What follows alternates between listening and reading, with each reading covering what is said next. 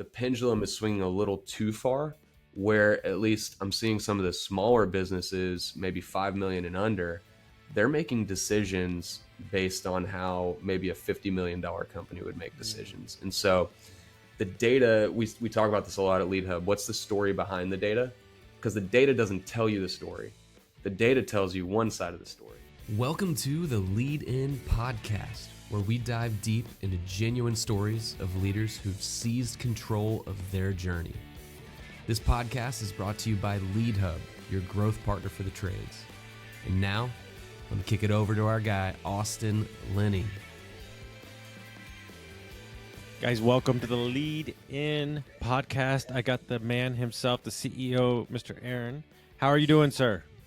Hey, doing well, man. Good morning. Good morning. No, so happy to have you here, man. So why don't you start with your origin story, kind of what brought you to here, and then we'll kind of see where we go from there. Yeah. I mean, kind of a wild start to my professional career. I mean, I've done a lot, and I've been here at Leadhub for about 12 years. I always tell the story when I was in high school. So I went to a private Christian school up here in Bulverde, and had the opportunity to work summers doing maintenance. And so my sophomore year through my senior year did maintenance. And my first task, my first job ever, we were getting a soccer field in our new backyard area. And my maintenance guy was a Marine. So my boss was a former Marine, and he had me hand water this soccer field. And the first day I was so excited because I'm like, man, I want to learn how to use tools. Like, I knew how to change a tire, do stuff like that, but I wanted to paint some doors. I want to take stuff off hinges. I want to get my hands dirty. And so I think from 7:30 in the morning until 4, I'm out there hand watering this soccer field in the Texas heat. And I finally get done. I go from one side all the way to the other. So I run up there. I'm like, I got an hour left. I'm going to go do something cool like the other guys. And I tell my boss, hey, boss, all right, I'm done. What's next? And he just put his arm around me and walks me back out to the soccer field. Son, that looks pretty dry over there. Get on out. And so working with him, early on, it was getting to see hands-on, but also you're not always going to get the reward. There's a lot of work that has to go into it ahead of time. And finally, 2 weeks later, I got some sprinklers, so I didn't have to do hand watering, and I got to go out and rotate them. But, I started there. I did some ranch hand work, did some residential electrical work, just running Romex and new construction, and then went from that to youth pastor and just been all over. But then I got blessed when I was in college at Texas State. My cousin owned a web development company, so I got to get my hands dirty there. Kind of went to school 2 days a week, but was really doing website development and maintenance on servers during class. And then ended up joining up with Ben here at Leadhub a few years later. And so was in the industry at Monster Web for 6 years, then got in with Ben and got introduced with Leadhub through my wife, who was doing PR for Ben's HVAC company here in San Antonio. So been a whirlwind. Ben and I have been working together for 12 years now. So February 2012 was when we started. So that's wild. I didn't know that story about the electrical and the trade stuff. I didn't know that about you. And I went briefly for a while. I was laying tile and doing brick in the Texas summer. And I'm not saying it was easy work, but I don't know about you, but I found so much joy in that work. It was very simple is not the word, but it was very cut and dry. It was, you show up, you do this, and then you get to see the product. Did you find that even though that work is not easy, did you find joy in that work? Oh, absolutely. You can talk about building something, but if you don't see it to completion, I'll give you another story. Just this weekend, we had a big family trip to Houston and got an Airbnb because got to meet my brand new baby nephew. And my sister has some rental properties out there. So we went to one of the rental properties, and I don't know why she thought this property was ready to rent, but went through it, and even one of the small things, I'm like, oh, we got to replace these blinds. Took the blinds off, went to Home Depot, got the right blinds to replace, but we had to leave So I didn't get to finish that. And Ooh. so basically, I have this itch that never got scratched of completing the blinds. And so anyway, stuff like that. It's just getting something to completion. And like here at Leadhub, I love, being able to see changes, and it's not always immediate, but like SEO, I'm a technical SEO guy first. It may take 6 months for Google's indexing to really work. And we know, though, we're not jeopardizing the brand by doing anything shady. And we know it's doing the right thing, and eventually it'll come through. But I'm going to look every single day until a site gets indexed or a new page gets indexed, because I love seeing the fruits of your labor. And I can use it from a personal experience, right? So y'all came on for my company when they didn't really have a social media presence, SEO, market, really nothing, to be honest with you. Well, Mm-hmm. dead last in every category. In the first 6 to 8 months, it feels like you're spinning your wheels. It really does. But we've gotten to a point in Yeah. the SEO and the reviews point where it feels like a compounding now, where everything we add onto it is just going to be a benefit, right? Yeah. And that took almost 9 to 10 months, and now we're really going to start seeing over the next 9 to 10 months. And I think a lot of people, especially business owners, when it comes to marketing or branding, don't really have patience to understand. I was interviewing Hayden yesterday, and he talks about a company in his area in Dallas that has 26,000 reviews. Mm-hmm. It's like you're never going to catch that guy, but like they were adamant about the reviews all those years ago, right? And you're just like, it's like a snowball downhill, basically. Yeah, and I think even with that, like, more importantly than the reviews itself, it's the culture that you create in order to get the good reviews. And there's a current thing. It's February 16th, 2024 right now. Especially in the trades, GBPs are getting Google Business Profiles, or Google My Business, formerly known as. They're getting hijacked. And there's this tactic that now Google support is trying to figure out how to get ahead of it. But some people are using their Google local service ads, claiming a competitor's GBP. And then the best recommendation Google is telling you is nuke the GBP. So now, we just had it happen with a client, and we're wondering, like, okay, I'm not going to nuke the 110 for this smaller client, this 110 reviews that they have. Figure your stuff out, Google. And so I'm going to call the business owner of the one that they changed the phone number to a competitor, the website to a competitor. So I'm gonna track it down, because I bet the business owner doesn't even know this is what happened. And so, um, just to say that, like, Google, as much as we love them, Mm-hmm. say that a little bit cautiously. Go Uh, ahead. you don't want to put all your eggs in that basket, and so creating the culture of cultivating great work and doing getting great feedback is the value there too. Well, I can talk about this from my days in Airbnb. I know portfolios that were doing millions a month, 30, 40, 50 properties, and Airbnb, for whatever reason, from a customer or something, just nuked their entire portfolio. I mean, if you're building your real estate on other people's land, they have the option to do what they will. Mm-hmm. Yeah, So when you're yeah, like, and that's something. yeah, go ahead. Go ahead. I was gonna say that's something that we talk about a lot. Like, we're a marketing partner with Service Titan. We get in a house called Pro. At Leadhub, we talk about marrying marketing and operations. And as the economy tightens, like, we try to get into our clients' CRMs to identify opportunities to make that lead matter more. Or what about, like, I put out on TikTok a quick video on, hey, here's how to check your Google Ads calls that were abandoned or unbooked. Identifying these people that you've already paid for, but maybe your CSR didn't close, or you're trusting an answering service and you're trusting but not verifying.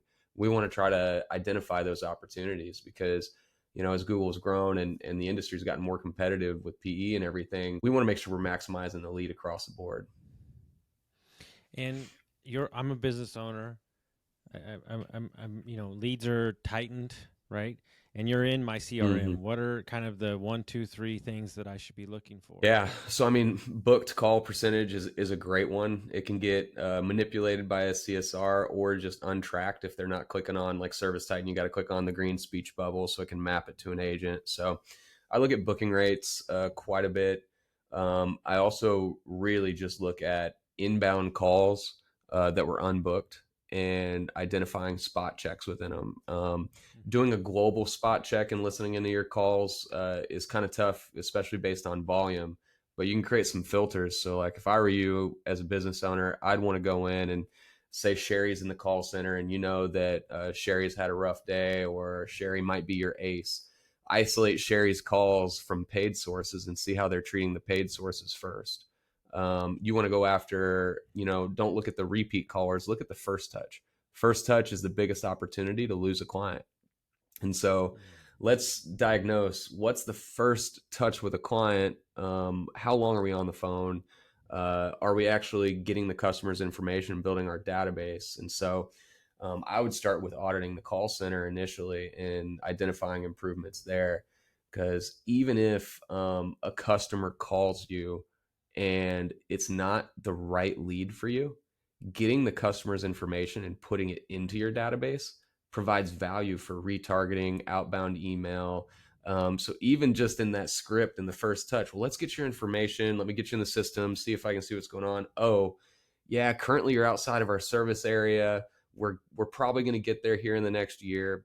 Is it okay if I keep you in our database? That value, so when you do enter, or if you do look at an exit, is immensely valuable. And I think the other main thing that I would look at is just tracking sources, making sure that you are identifying where your lead's coming from, and understanding that just because they called off of a Google Ads call, that doesn't mean it's a one shot, one kill. It may have been nurturing from a radio spot, or they saw your vehicles, but Google Ads was the last touch. But it still gives you a read on where your call volume is coming into. And I actually posted about this 2 days ago. I wasn't a data guy at all. Hmm. That's not my game. Like it's in the brain. It's, like I'm networking, I'm doing my thing. I have a good memory. But your company and Service Titan has taught me that data really tells the story. And Mm-hmm. just because you have a lot of calls from, let's say, this zip code, the price per ticket could be minimal Mm-hmm. at best. And then you have this other market where you're making 10x the revenue. Like, you should focus more on targeting that area. And like, my question to you is, like, how many business owners like actually know these things? I mean, I bet rarely. I got to tell you, in the trades right now, especially HVAC and plumbing, it's becoming more and more common because of the consolidation that we've seen and experienced. And also, you've got, Service Titan is a Titan, and they're putting out a lot of really good content for the trades. But I think what we see is like a pendulum or a knee jerk reaction, right? And so, probably 3 years ago, there was a lot of uneducated contractors or business owners that may not really care about the data. They care about what the sales guy that comes in the morning and says, man, I've been killing it in 78666. That's the value. Well, now you can verify it. And I think Mhm. the pendulum is swinging a little too far, where at least I'm seeing some of the smaller businesses, maybe 5 million and under, they're making decisions based on how maybe a $50 million company would make Mm. decisions. And so the data, we talk about this a lot at Leadhub. What's the story behind the data? Because the data doesn't tell you the story. The data tells you one side of the story. You got to interpret what that story really is. And so, for example, we get in some of our FSMs, like we're a Yelp partner as well. Well, we'll find when we do lead matching reports, like manual lead matching reports, what typically happens is a CSR is calling someone back that's a Yelp lead, and then they're marking a job that might be a $20,000 job as an existing customer, or a manual call, or a legacy line. And so you also got to verify, is the data accurate and does it tell the whole story? And I'm really concerned for, as we get way more advanced, which we are, people making decisions off of last touch attribution and ignoring the full picture, the golden rule of seven. It takes 7 times to hear about a brand before engaging. Well, if you're making decisions off of just last click attribution, man, you could be shooting yourself in the foot. And this is not to get off topic, but Jay-Z has an amazing quote where he says, "Everybody's trying to emulate my success. They haven't emulated the journey. They haven't looked at the journey of what Mm. got me here." And when you see a 50 to $100 million company in the trade space, you're going, "Let's be like them," but you didn't see what they were between 4, 3, 6, and 12 million. And they're putting out data that's going to make them look good. So if you're hearing, 10x ROAS is what you should be going for, and you're a $2 million shop, and you have maybe one person in your call center that's also doing office management, and you're a single service company just doing plumbing, 10x ROAS is a tough hill to climb. I mean, you're going uphill with rollerblades on. And so being realistic with your measurements and just making sure that you're continuously growing them and improving them, I think is something that is incredibly valuable. It's fun to talk about the success stories and tell everybody you should be exactly like this one in a million company. But let's talk base hits before we start swinging for the fences. Totally. And then this brings on the second conversation, which I think you more than most, you explore it, you look at it, you keep your eye on AI and what it's doing, and I play with it, I mess with it, I try to keep my blinders on some of it because you can be jumping lily pad to lily pad, but what Yeah. are aspects of the AI that can streamline operations or help a company that is in the trade space? Yeah, I mean there are a ton of AI use cases. I mean we've built a couple of custom chat GPTs. We have our own in-house like SEO GPT that can audit our pages and build out supporting blog content. We use it a lot for review responses. So AI is only as good as you really put into it. And so I always talk about AI as a rubber duck. It's a great sounding board, but it's not going to do everything for you. That comes from like the programmatic book, methodology book in the late 90s of trying to problem solve and debug. We'll talk to the rubber duck before you bother your lead developer. It's kind of the same thing. Like ChatGPT and AI is really strong for that, but a lot of people are lazy with it. So what we do is like we built Lead Reply, which is a tool that we use specifically for Yelp leads. We're moving it into the Facebook and Meta side now. But instead of just saying, hey, use ChatGPT to respond, feed it a bunch of data from the business owner and make it act as if it is the CEO of a local window company. Feed it their brand guidelines, feed it some email content from that tone of voice, and have it respond as if it's the owner. And we've been testing that out with a couple of our clients on just review responses. And when I told the client, one of them specifically last week said, yeah, I got 2 calls this week and people were saying I'm everywhere. How do I have all that time to respond to every review? Because it sounds just like you. And so you got to feed it and make it emulate who you're talking to. I mean, long story long, we know some of the FSMs are going to try the field service management softwares. They're going to try to do call agents, like vocal call agents that's all AI driven, and use your database to really help support some of the language there. I think it's equally scary and interesting because I think it can help solve a lot of the issues in the call centers. But I do think there will be some retraction where we want to talk to a person. We want to know if it's AI. We want to know if it's a real person.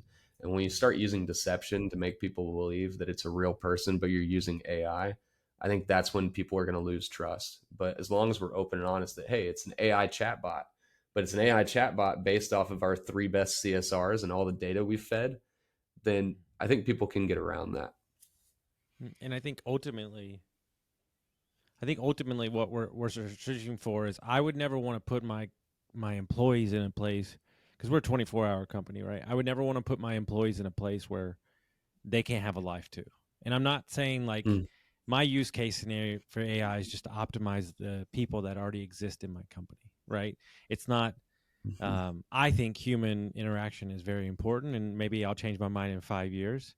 But any way we can streamline, low level efficient work, I'm all for it. But I'm also the first one through the door. And I mess with ChatGPT, and I'm like, okay, you could do this. Like the craziest use case I saw for it, and I still haven't like fully flushed it out, but it's so wild.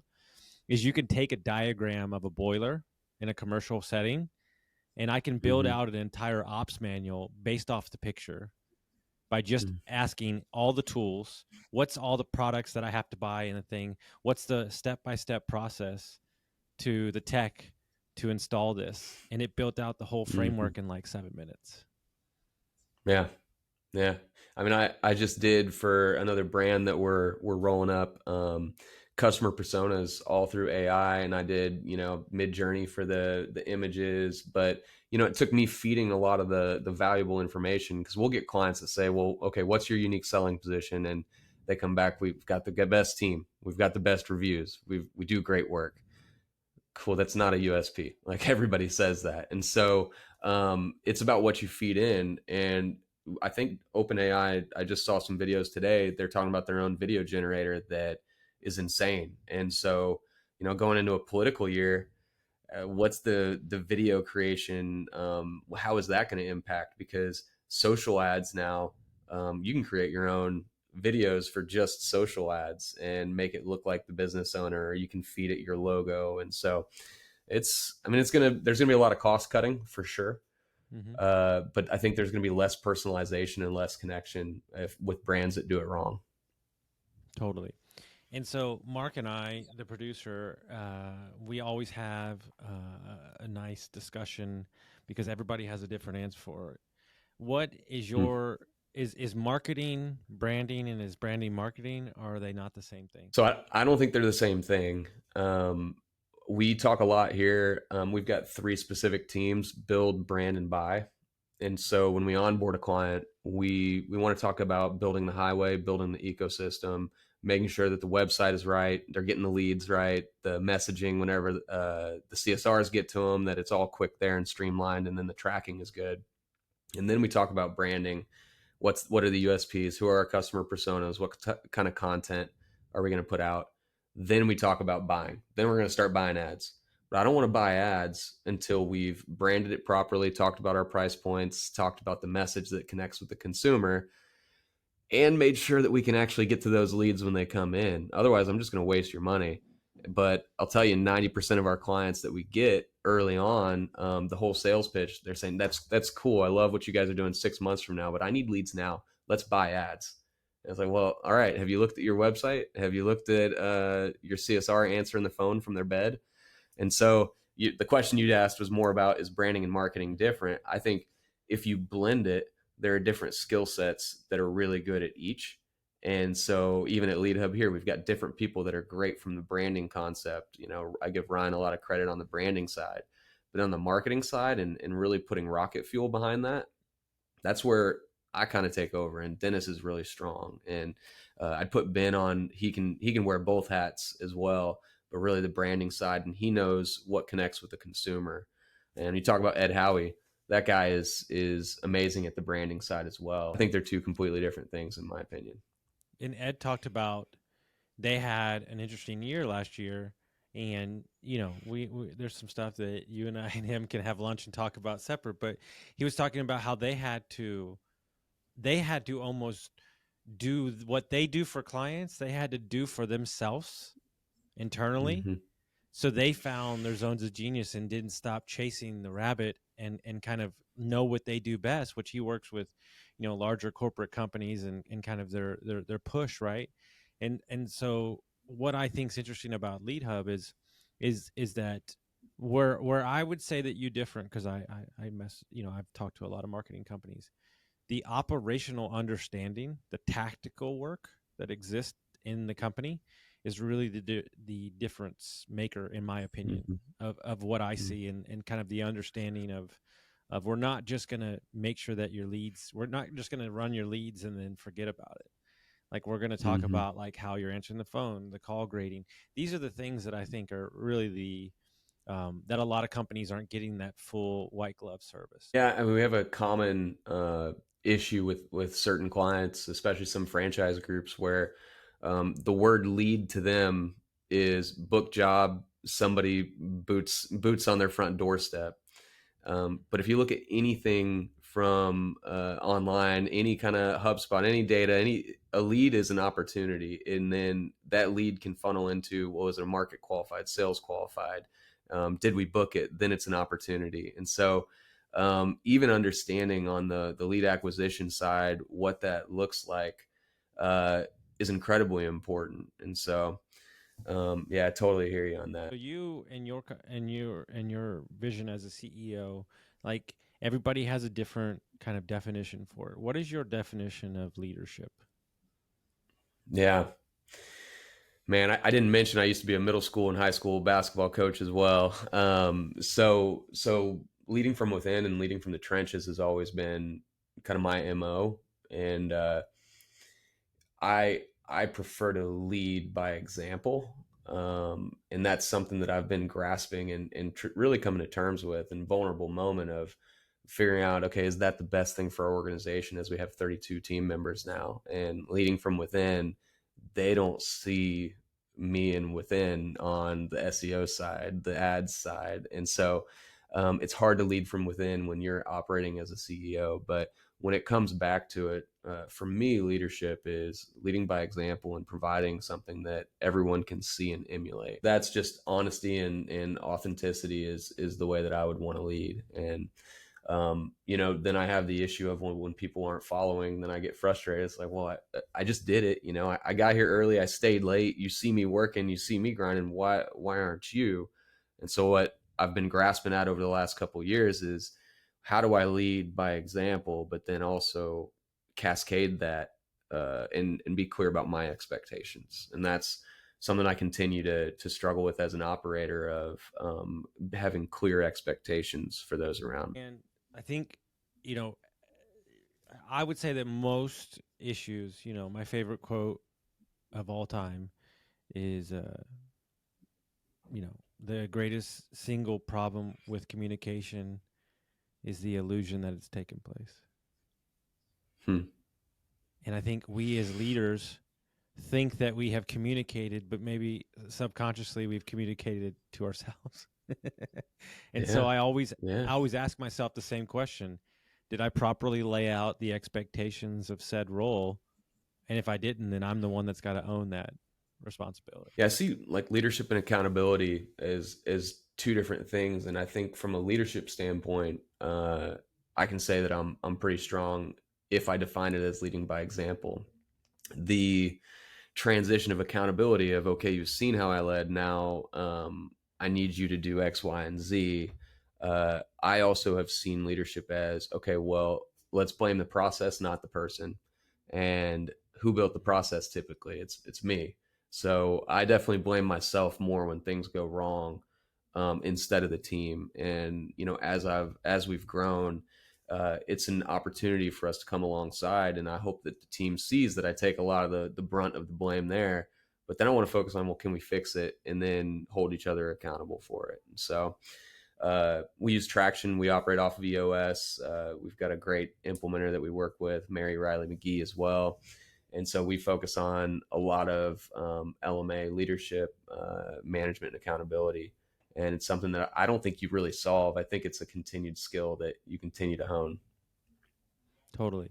And as we wrap it up here, you're not even selling yourself Leadhub, but just in general, any business owner or person that's listening to this, and let's say they're out there searching for a marketing company, they're out there looking for somebody to help them, and they're out there and they're being inundated. What are they looking for?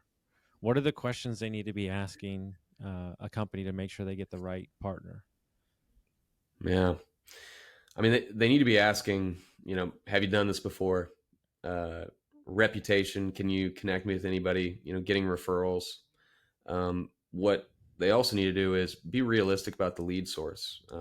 I can't tell you over the years how many silly questions I've got to answer because of some cold email from somebody, from a Yahoo or Hotmail address talking about how you're doing something wrong and you should be doing this. If it's somebody that's a solopreneur or someone that you don't even know where the email came from, it's cool to get a question, think about it, and address it with your agency. Give them the opportunity to say why this might not be the best thing for your brand. But just kind of read through some of the BS. But I think also one of the biggest things we preach with our clients is consistency and repetition. If you're doing a campaign for 60 days, are you giving it enough time, specifically in traditional? And so just making sure that you're being realistic with your expectations, and do not chase the shiny object. We talk about competitor X, well, they're getting a CPL or cost per lead of this. Why isn't my agency doing it? Well, one, are they giving you good data? Two, what does CPL mean to them? Because if we dive through it, they might not be tracking it properly. So I think just being confident and building that relationship. And if you don't have a relationship, that's when you should look to change. And yeah, it's 2023 with everything going on was really a high churn year for all marketing agencies in the trades. But the brands that are going to win are the ones that have stayed consistent through the downtimes. I love that. And if people want to reach out to the company, they want to reach out to you, how would they do that? Yeah, I mean, my email is aaron@leadhub.net. Give us a ring at 210-888-9530. So we've got our main line. And then, yeah, you mentioned earlier, not doing something for ourselves, or Ed basically looking at BTY and focus on them. We have never really marketed ourselves, and we just started putting out a lot of social content, doing the podcast here as well. So we're on all the social channels. I'm doing some fun stuff, but also some tactical, giving away some advice and tips and tricks on TikTok and Instagram. So follow us on social and engage there. I love it. Guys, send this to a friend, share it around with somebody to get some value.